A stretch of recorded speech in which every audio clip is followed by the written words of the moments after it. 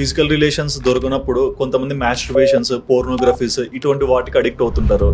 అంటే వీర్యానికి కూడా ఒక శక్తి ఉంటుంది, దాంట్లో ఎన్నో జీవకణాలు ఉంటాయంటారు కదా.